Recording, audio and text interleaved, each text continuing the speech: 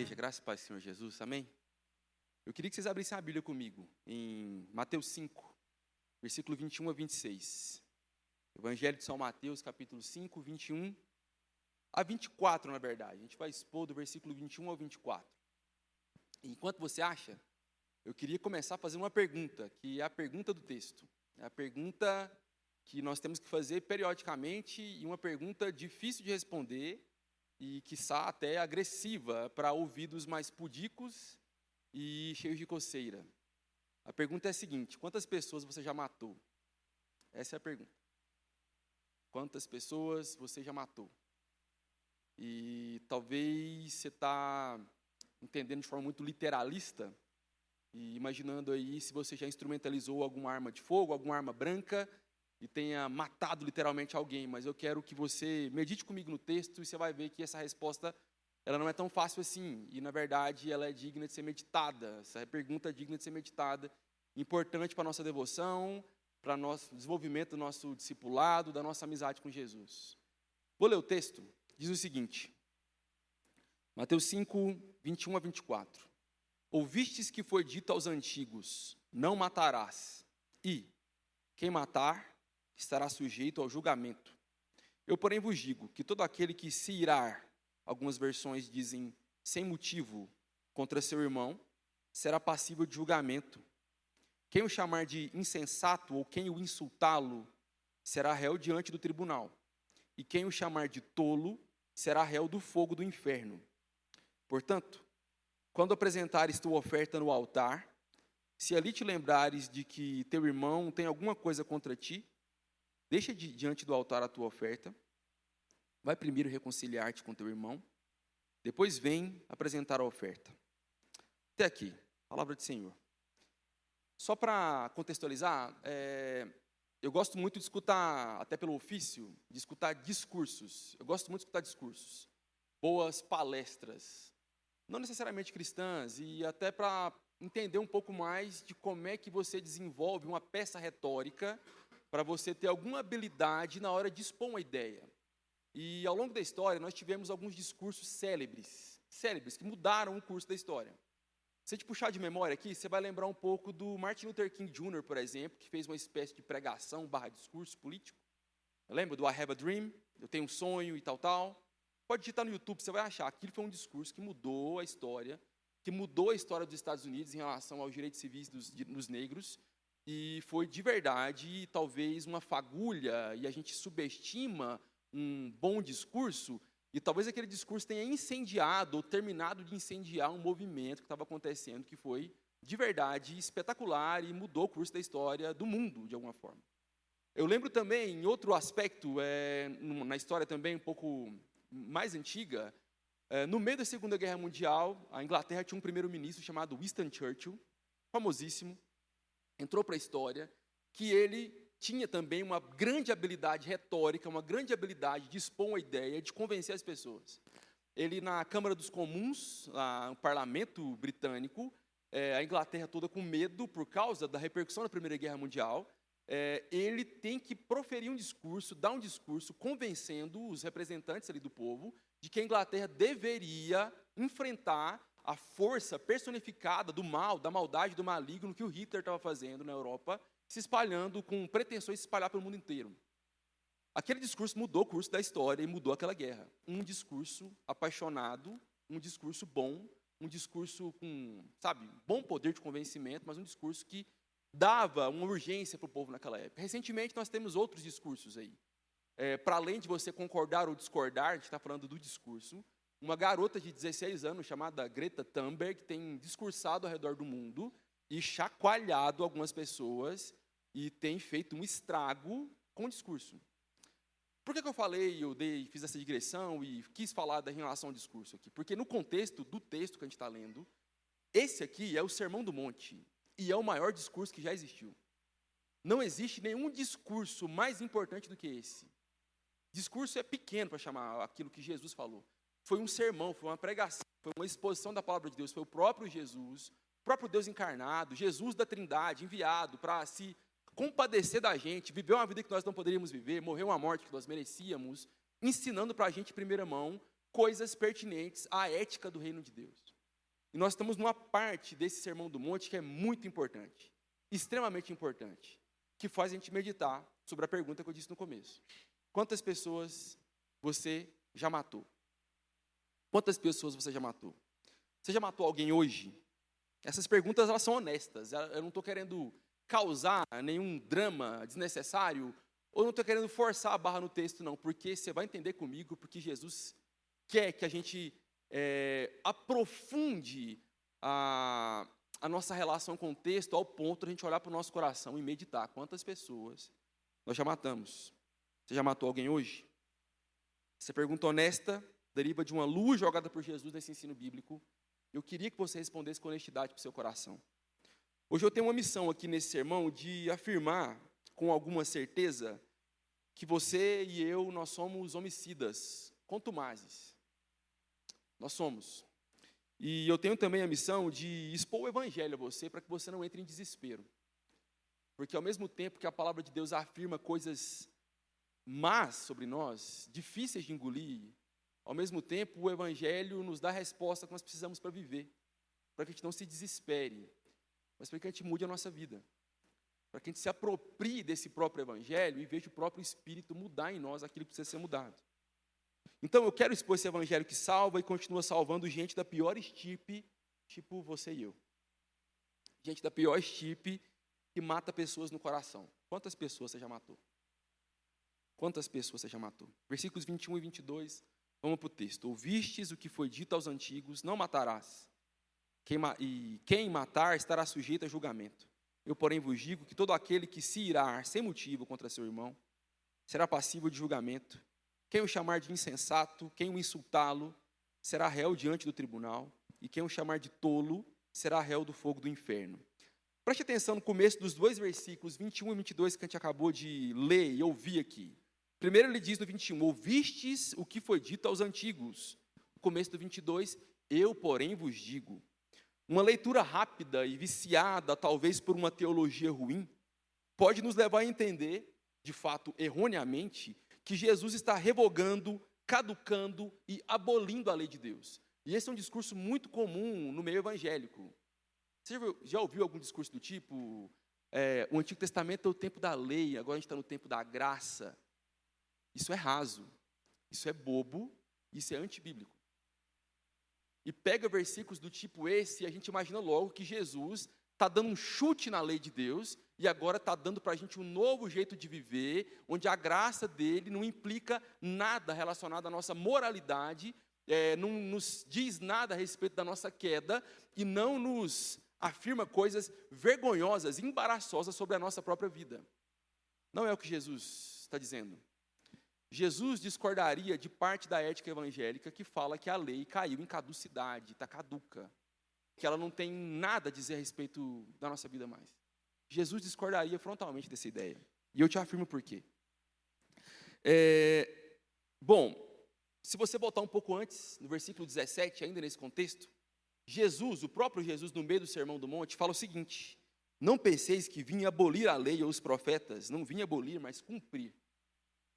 Jesus não foi aquele que quis caducar a lei de Deus, mas é aquele que quis jogar a maior concentração de luz, de entendimento possível, para que a gente pudesse entender a lei como se tem que entender.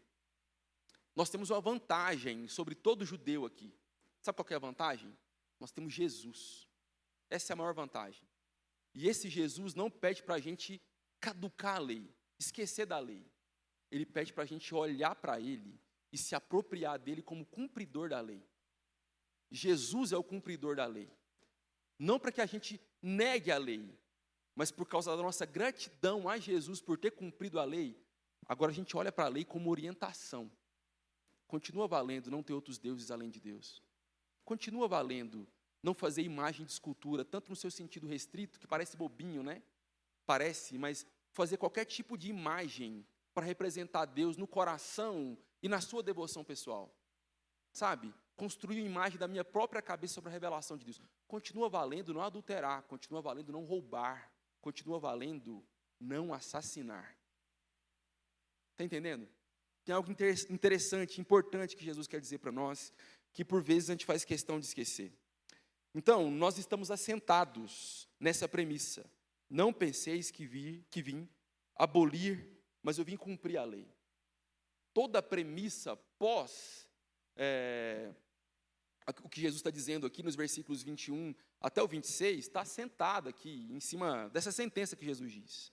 Ele não veio para abolir, ele veio para cumprir. Ouviste o que foi dito aos antigos, é o que ele diz. Outra coisa interessante sobre uma particularidade desse texto. Essa era uma fala comum que os rabinos usavam para explicar e aprofundar o texto da Torá. Ouvistes o que foi dito aos antigos, eu porém vos digo. Era comum, era uma fala, era quase que um jargão de um sermão típico de um rabino. E Jesus, como um rabino, usa das suas prerrogativas para jogar a maior concentração de luz possível no texto e no tema. Ele não veio para abolir, ele veio para cumprir e para jogar a luz sobre aquilo que é lei, que Deus mandou e que Deus falou que era bom. Obviamente, quando Jesus diz, eu porém vos digo, ele não está abolindo a lei, mas está condenando a utilização, a apropriação rasa feita pelos judeus que não atingiam algo importante, o coração da lei, que não atingiam algo super importante, a consciência da lei, para além dos seus meandros legalistas, mas o entendimento daquilo que Deus queria ao promulgar a lei, primeiro para a sua glória, depois para o nosso bem-estar, depois para a nossa própria organização de civilidade, depois para que a gente não entre na barbárie, na brutalidade, no caos, para que a gente possa administrar razoavelmente a vida. Tem uma consciência da lei aqui. E eu quero falar um pouco mais sobre essa consciência da lei. Então, esse não matarás lá da lei, Êxodo 20, por favor, medite sobre o Êxodo 20. O não matarás, o não assassinarás, ele está para além da sua importante obviedade, que é de assassinar é pecado. O assassinato é pecado. De fato, isso é uma obviedade. E é óbvio, tem um parênteses grande para ser dado aqui, que se você tiver alguma dúvida sobre isso, procura o pijama. Olha, jogando. Procura a mim, procura o pijama, procura as pessoas aqui que você sabe que podem dar alguma orientação nesse sentido. Qual que é o parêntese? Tem, evidentemente, motivos para a legítima defesa, tem princípios em Romanos 13, em outros textos da Bíblia, onde a guerra é justificável, tem profissionais de segurança pública que muitas vezes vão ter que tomar decisões difíceis na hora de administrar a vida e a morte. Isso é complicado, isso é um dilema ético.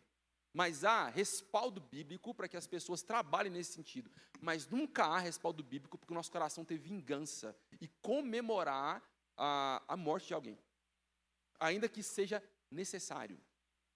Fecha parênteses. Esse não é o nosso tema hoje, ainda que seja um tema tonirâmico, cabeludo e difícil de falar. Entende? Mas a gente pode conversar sobre isso depois, porque o nosso tema hoje é outro. A lei de Deus não é um mero código penal. Não é para ser assim. A lei é de discernir no coração. Eu gosto, por exemplo, que a gente leu aqui, o Salmo 119, e o Salmo 119 tem outro versículo que diz, como eu amo a tua lei, nela medito de dia e de noite. Como eu amo a lei. Você percebe a relação de afeto que o salmista tinha com a lei de Deus, ao ponto daquele amor pela lei fizesse ele meditar e, evidentemente, por ser a lei de Deus, tomar conclusões sábias e boas para a vida, para a caminhada. Lei é algo para a gente meditar. Está para além do mero código penal frio, positivado, para a gente virar um legalista. Não é isso, não é a intenção. O salmo do lecionário que a gente usa na igreja, algumas igrejas ao redor do mundo também usam, no versículo 2 do 119 também diz, bem-aventurado os que guardam seus testemunhos, seus testamentos, que buscam de todo o coração. Há um entendimento, há uma vontade de Deus revelada para que a lei ela seja apropriada, não só de forma cognitiva, fria, de decorar, para que a gente saiba o que fazer e o que não fazer de forma fria e legalista. Há um pedido, uma orientação, para que tenha uma relação de afeto com a lei de Deus. Jesus orava os salmos, Jesus recitava os salmos, o livro de oração de Jesus era o próprio Salmos. O salmo é usado na liturgia da igreja durante toda a história para que a gente medite, ore e aprenda, entre outras coisas, a amar a lei que Deus deu. A lei que Deus deu para nós. Isto posto, você pode perceber, você começa a perceber aqui no versículo 22, tomar forma uma coisa diferente na sua mente, no seu coração. A ira pecaminosa, injusta contra o seu irmão, ela deve ser aplacada. Está na lei que assassinar é pecado. E a concentração de luz máxima que Jesus joga sobre essa lei amplia no sentido de, para além da obviedade do assassinato, o meu coração pode cair, estar em flagrante pecado sobre assassinar alguém no coração.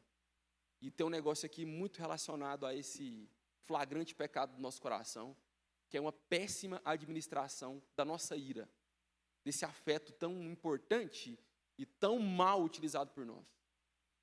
O único capaz de irar e não pecar é Deus. Tem um versículo que diz para a gente se irar, mas não pecar. Tem a hora da ira.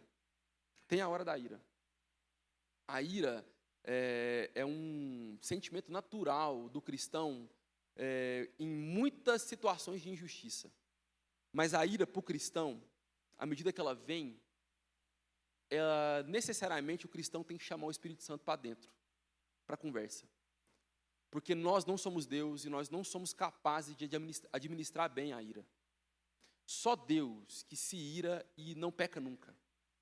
A ira, quando vem no nosso coração, a gente tem que orar a Deus imediatamente, para que ou Ele use em situações específicas essa ira para promover algum tipo de justiça, da maneira dele e não da nossa, ou para que Ele aplaque essa ira em nós, para que Ele diminua essa ira em nós, para que Ele jogue uma água nesse fogo da ira em nós, para que a gente oriente o nosso coração para outra coisa e use de outro sentimento para atuar em alguma dinâmica da vida.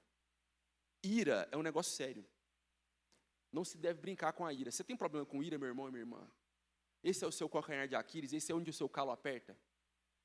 Você precisa orar mais a respeito disso. Você precisa meditar mais no texto bíblico. Você precisa de ajuda de irmãos e irmãs mais experientes. Você precisa confessar seus pecados. Você precisa pedir ajuda para que isso não faça brotar no seu coração, depois dessa semente da ira, sabe, coisas muito feias que você pode se arrepender muito no futuro. Ira é um negócio que vem no coração, imediatamente uma luz vermelha tem que acender, e a nossa oração tem que ser imediata. Espírito Santo de Deus me ajuda. Espírito Santo de Deus me acompanha. Espírito Santo de Deus me ilumina. Me ajude a administrar esse negócio que está no meu coração, que é difícil, que só o Senhor pode administrar. Ira deve ser tratada a rédeas curtas. Está falando aqui um pecador, viu? Está falando aqui que tem problema com isso. Ninguém apanhou mais esse texto do que eu enquanto eu preparava. Fique sabendo disso. Irmãos e irmãs, então a ira contra o seu irmão ela deve ser aplacada, transformada em boas ações que visam a disciplina. Está irado contra o seu irmão? O motivo é justo? Pede para Deus mudar essa ira para outra coisa. Pede para Deus para que você seja usado para a disciplina dele. E disciplina é outra palavra muito mal compreendida na palavra de Deus, né? A raiz etimológica da palavra disciplina é a mesma da palavra discípulo e discipulado. Então, você ser usado para a disciplina de um irmão ou de uma irmã, você ser usado para chamar o seu irmão para colar mais perto no discipulado. Não é privar ele da ceia, dá mais ceia para ele. Não é privar ele do convívio, é estar mais perto. Está irado? Pede para Deus maneiras de amar melhor. Não é fácil não, mas é o caminho correto. Está irado contra o seu irmão de motivo justo? Pede para Deus maneiras para que você o repreenda em amor e em graça. Não com altivez, com domínio próprio, com todos os sabores do fruto do Espírito envolvido nessa conversa. Está irado contra o seu irmão de forma justa? Chama para conversar, tenha coragem. Não fofoque. Não passe adiante. Tenha como uma grande responsabilidade sua agora, já que você que está irado, chamar o Espírito para essa conversa, para que você haja de forma adequada. Ira é um negócio sério. A ira injusta é um negócio muito sério. Então, ou você transforma em boas ações que visam a disciplina, o virar discípulo, ou essa ira tem que virar um recolhimento em arrependimento quando a ira só tiver uma origem pecaminosa. Sua ira é por outro motivo, não é uma ira injusta? seu coração está com inveja, sentimento faccioso, seu coração é pecador e não está sabendo lidar com a alegria ou a tristeza, ou o jeitão diferente do seu irmão ou da sua irmã, peça ajuda para Deus, confesse seus pecados, peça ajuda para irmãos e irmãs mais experientes, mas não deixe essa ira tomar um lugar grande no seu coração, não deixe ela inchar. Isso pode ser muito problemático. Esse pecado pode chamar outros pecados e pode virar uma bola de neve enorme aí. Corte no coração isso, pela raiz. Chama o Espírito Santo para a conversa. Tem um paralelo aqui desse texto, logo em seguinte, Jesus vai falar sobre o adultério, né? E do mesmo jeito que ele faz com o assassinato, ele faz com o adultério, ele concentra, joga uma lupa e fala que o principal problema, ou a origem do problema, está no coração e não só no ato cometido. O adultério é muito fácil a gente ver isso, né? O adultério a gente vê isso assim, de forma muito clara, né? Porque o adultério ele não começa com um espasmo do tipo, nossa, adulterei. O adultério ele começa com um pensamento demorado por alguém que você não devia estar pensando de forma tão demorada. Sabe o pensamento demorado? Não estou falando do susto da tentação. O susto da tentação todo mundo tem. O susto da tentação todo mundo tem com ira, com lascívia, com vários outros pecados do coração. O susto da tentação todo mundo é acometido. Eu estou falando do dar lugar a esse susto, acomodar num lugar quentinho do coração e fazer aquele pensamento ficar demorado, prolongado. Começa assim. Ir para a cama com alguém é só um desdobramento de uma vida entregue a pensamentos demorados. Uma vida entregue em não remir, não discipular, não disciplinar a nossa própria mente. É um campo de batalha, meu irmão e minha irmã. A gente não pode esquecer disso. Você percebe que a ira no versículo 22 não é tratada só como um sentimentinho? Sabe? Ouviste que foi dito, não matarás, aquele porém que se irá, não é um sentimentinho, não é uma raivinha, não é um biquinho, não é aquela coisinha quase fofa de uma raivinha contra alguém. Jesus leva a sério. No contexto do que ele diz, a gente começa a entender um pouco mais, porque Jesus usa algumas expressões bem interessantes para tratar essa ira e sobre os seus desdobramentos. Quem chama seu irmão de insensato, quem o insulta, quem chama seu irmão de tolo, que é uma aliteração de uma palavra, de uma linguagem original, que falava raca, a palavra era raca. Quem chama seu irmão de tolo, de raca, não é chamar o irmão de bobinho, não é chamar o irmão de bobo. Essa palavra raca tinha um significado mais profundo. É chamar o seu irmão de vazio, é chamar o seu irmão de oco, é chamar o seu irmão de imprestável. É ter um olhar altivo sobre ele, achando que ele é algo inferior a você. E Jesus fala que quem faz isso com os irmãos será réu do fogo do inferno. Pesado, né? Por que será que ele fala isso? Porque quem não observa a lei, amando a Deus e ao próximo, não é nascido de novo. E quando a gente é capacitado a amar a lei por causa do Espírito, a gente aprende que a gente tem que amar a Deus e amar o próximo. Quem olha o próximo com altivez, como alguém diminuto à sua própria pessoa, inferior, raca, vazio, tolo, imprestável, deve se questionar se essa pessoa nasceu de novo ou não. Eu não estou falando de cair uma vez ou outra, de esse pecado entrar no seu coração e você se arrepender. Eu estou falando de você ter uma vida assim, com predileções na comunidade. Você se relaciona só com um tipo de gente? Você tem muita dificuldade com um tipo de gente? Que tipo de gente você tem muita dificuldade? Isso é fruto do Espírito? Isso é resultado de quem nasceu de novo? Eu não quero abrandar o que Jesus tratou como algo muito sério. Jesus falou que quem pensa assim, quem vive assim, sabe, é o inferno que espera. Sabe o que esse texto quer dizer também? Que todo mundo tem uma semente de eugenia no coração. Sabe eugenia? Um eugenista, que é alguém que tem um projeto meio que político, científico, até mesmo genético, para selecionar um tipo de gente. A cultura pop explorou os eugenistas de alguma forma. Por exemplo, Vingadores, Guerra Infinita, Avengers, blockbuster aí do mundo, do universo Marvel, que tem um vilão lá que os Vingadores, Homem de Ferro, você lembra do Homem de Ferro, né, gente? Homem de Ferro, Capitão América, quem mais? Thor, Viúva Negra. Eu tenho um filho de 3 anos, tá? Tá bem aqui. Tem um vilão lá chamado Thanos. O Thanos é um viajante intergaláctico, um vilão daqueles mesmo. E o Thanos, ele tem uma única orientação no seu coração, de selecionar aqueles artefatos militares, cósmicos, por toda a galáxia, e fazer uma luva. Essa luva tem o poder de, no estalar de dedo, ele dizimar metade do universo. Dizimar. Ele fala, I am inevitable, eu sou inevitável. Ele faz isso, sem dar spoiler no primeiro. Mata metade do universo. A gente olha e fala, nossa, que absurdo. Nossa, que Hitler, que Mussolini, que Gengis Khan, que Pol Pot, que Stalin. E não lembra que isso está no nosso coração. Essas pessoas tiveram poder, sabe? E não deixaram espaço para que a graça de Deus agisse no seu coração. Essa mesma semente está no nosso coração.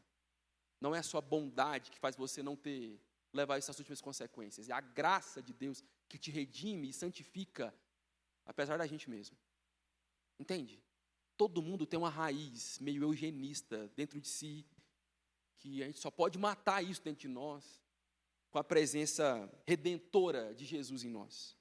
Então, irmãos e irmãs, essa pessoa que não ama a lei, não ama o próximo, que não é nascido de novo, essa pessoa tem como hábito, no coração, diminuir, desumanizar, chamar de raca, de tolo, de vazio, de formas bem sofisticadas às vezes, dizendo no coração por vezes e não proferindo nenhuma palavra. Mas no coração, será que a gente não precisa se arrepender disso? Será que a gente não precisa pensar, considerar mais seriamente o que Jesus diz? Quantas pessoas você já matou? Quantas pessoas você já matou? Olhando com desprezo e altivez alguém. Será que você não mata pessoas todos os domingos quando você chega na igreja? Quantas pessoas você já matou? Versículos 23 e 24, caminhando para o fim, diz o seguinte: portanto, quando apresentares tua oferta no altar, se ali te lembrares de que teu irmão tem alguma coisa contra ti, deixa diante do altar a oferta, vai primeiro reconciliar-te com teu irmão, depois vem apresentar a oferta. Se sei então que eu não posso matar, para além da obviedade, e nem matar no coração, como é que eu devo proceder agora? A gente aprende algo importante aqui na nossa relação enquanto lei. A teologia reformada, os protestantes, historicamente, deram a melhor resposta para a lei. Eles dividem a lei de Deus, em 3 categorias: leis civis, leis cerimoniais e leis morais. As leis civis do Israel, o Antigo Testamento, são aquelas leis que estão lá. Faz um buraco 50 metros do seu barraco para enterrar suas fezes. Lembra, tem lei de Deus em relação a isso. A administração do templo em relação ao imposto X ou Y, não sei, a demarcação de território, leis civis maravilhosas, cumprir o seu lugar no tempo e no espaço. Para além das leis civis do Antigo Testamento, nós temos as leis cerimoniais, né? Como é que o templo deve funcionar? O animal deve ser morto assim, o sangue deve ser aspergido assado, o sacerdote deve usar roupa tal, no tal dia do ano, com tal circunstância, com todos os detalhes litúrgicos da cerimônia do Antigo Testamento. Jesus cumpriu isso tudo. Jesus era o Cordeiro, Jesus nos faz virar o templo, a presença do Espírito em nós nos chama de templo, templo do Espírito. Entende? A gente não tem mais isso. Sabe, o sábado, em última instância, é o próprio Jesus que é o nosso descanso eterno. Está entendendo? As leis cerimoniais, Jesus jogou luz e cumpriu tudo. Mas além das leis cerimoniais e as leis civis, nós temos as leis morais. Continuam em vigência. Que Jesus cumpriu todas elas e nos habilita, dá o Espírito para nós para que a gente cumpra. Entende isso? Então, quando a gente trata dessas leis civis, está lá. Não é isso, não aquilo, não matarás, não adulterarás, não fará isso. É uma leitura simplista, fácil e é óbvia, é boa para a gente também. O que a gente não deve fazer?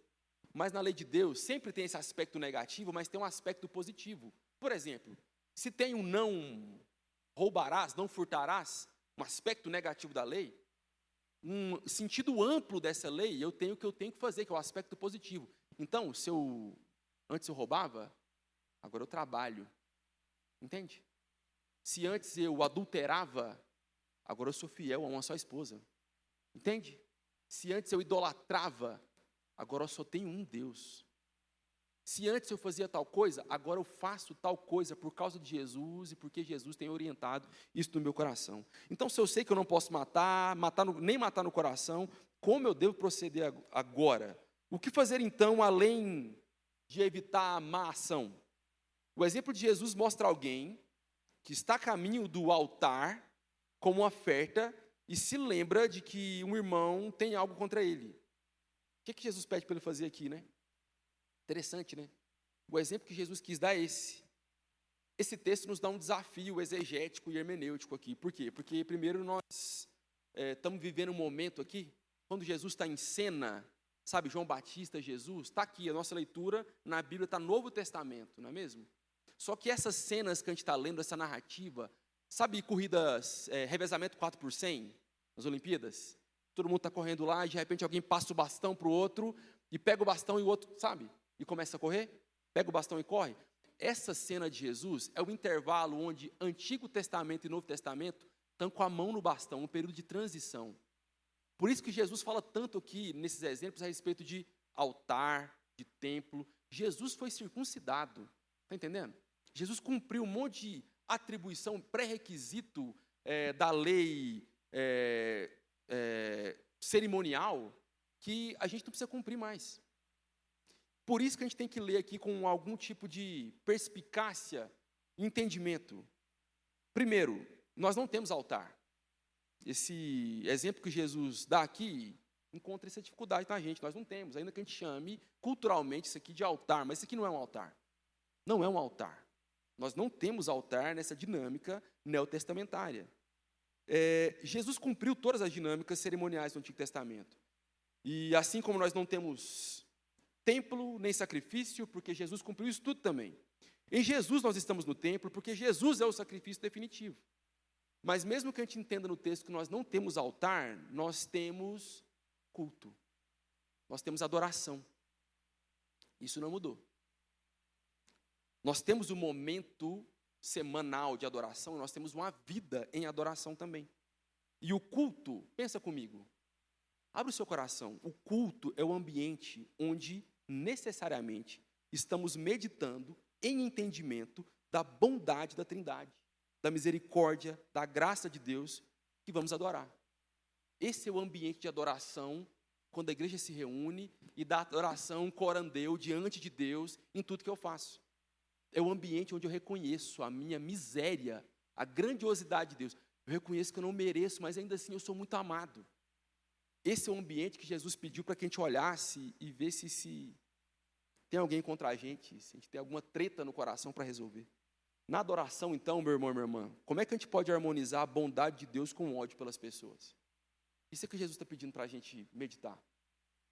Como é que na adoração eu harmonizo a bondade do nosso Senhor com ira pelas pessoas, com ódio pelas pessoas? Como ter a consciência tranquila, retendo perdão ou não pedindo perdão para as pessoas, contemplando o que Cristo fez na cruz nos perdoando? É psicologicamente impossível meditar naquilo que Jesus fez por nós e reter perdão para as pessoas. É psicologicamente adoecedor meditar naquilo que Jesus fez por nós e reter perdão ou não pedir perdão para outras pessoas. Tem uma discrepância enorme. Você não meditou o suficiente sobre a sua miséria e de onde Jesus te tirou, de onde Jesus te salvou, para onde Jesus vai te levar no seu pós-morte. Você não meditou o suficiente se a gente medita na bondade dele e ainda retém perdão para as pessoas. Reconciliem-se, se esse for o caso seu. Tirem do coração de vocês qualquer semente que faz brotar ódio. Não assassinem, não matem. Quem presta culto não pode matar, nem literalmente e nem no coração. Quem medita no que Jesus fez, tem que pedir perdão todas as vezes que mata no coração. E tem que pedir uma vida para que não mate mais. E aí, quantas pessoas você já matou? Essa é a pergunta. Quero terminar lendo um texto, para nos consolar um pouco. 1 João 2, 1 a 12. Esse é um texto só para ler mesmo, aquele texto para a gente ler e deixar o Espírito Santo ministrar no nosso coração. 1 João 2, 1 a 12 diz o seguinte: meus filhinhos, eu vos escrevo essas coisas para que não pequeis. Mas se alguém pecar, temos um advogado junto ao Pai, Jesus Cristo o justo. Quantas pessoas você já matou? Nós temos um bom advogado. Ele é a propiciação pelos nossos pecados, é aquele sacrifício que afasta a ira divina de todos os pecados. Pelos nossos pecados, não somente pelos nossos, mas também pelos pecados de todo mundo. E sabemos que conhecemos se guardamos os seus mandamentos. Aquele que diz, eu o conheço e não guarda os seus mandamentos, é mentiroso. E a verdade não está nele. Mas todo que guarda a sua palavra, neste o amor de Deus tem de fato se aperfeiçoado. E assim sabemos que estamos nele. Quem afirma estar nele também deve andar como ele andou.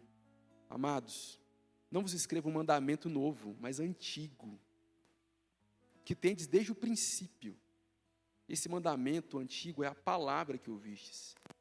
Contudo, o mandamento que vos escrevo é novo, verdadeiro em Cristo e em vós, pois as trevas vão passando e já brilha a verdadeira luz. Aquele que diz estar na luz, mas odeia seu irmão, até agora está nas trevas. Aquele que ama seu irmão, permanece na luz e nele não há tropeço. Mas aquele que odeia seu irmão, está nas trevas e por elas anda, sem saber para onde vai, pois as trevas lhe cegam os olhos. Filhinhos, eu vos escrevo porque os vossos pecados são perdoados por amor do seu nome. Reoriente seu coração em Cristo. Nós temos um advogado. Quantas pessoas você já matou? Você tem um bom advogado. Esse advogado ensina você a não matar mais, inclusive. Porque ele é mais do que um advogado. Ele é o nosso Senhor. Ele é o nosso amigo. É tempo de recomeçar. Peça perdão a Deus. Peça perdão a quem você tem que pedir perdão. Peça perdão ao próximo por causa do perdão de Deus. Perdoe quem te ofendeu por causa do perdão de Deus. Essa é a ética do reino de Deus que nos dá vida e que nos ensina a viver até que Ele venha nos buscar. Amém? Vamos orar? Senhor Jesus Cristo de Nazaré, muito obrigado pela sua palavra, que divide em nós juntas e medulas, que vai no nosso profundo abismo do coração, descortina coisas que nós tentamos esconder. Jesus, obrigado por essa palavra. O primeiro a apanhar dela fui eu, o primeiro a ser consolado por ela fui eu. Obrigado, Jesus. Nos ajuda, Jesus, a amar como o Senhor amou. Nos ajuda a ter o coração transformado. Senhor, se porventura na nossa comunidade, nas nossas comunidades, estejam pessoas que não são salvas, mas sabem de cor a Bíblia, e a evidência de que essas pessoas não são salvas é porque elas retêm perdão. Salva essas pessoas, faça com que elas meditem, entendam, sejam inundadas com a convicção do seu perdão, porque a convicção do seu perdão fala para a gente perdoar todo mundo, fala para a gente não reter perdão para ninguém, fala para a gente pedir perdão para as pessoas que nós ofendemos. Ensina a gente, Jesus. Perdoa as nossas dívidas assim como nós temos perdoado os nossos ofensores. Não nos deixes cair em tentação. Livra-nos do mal.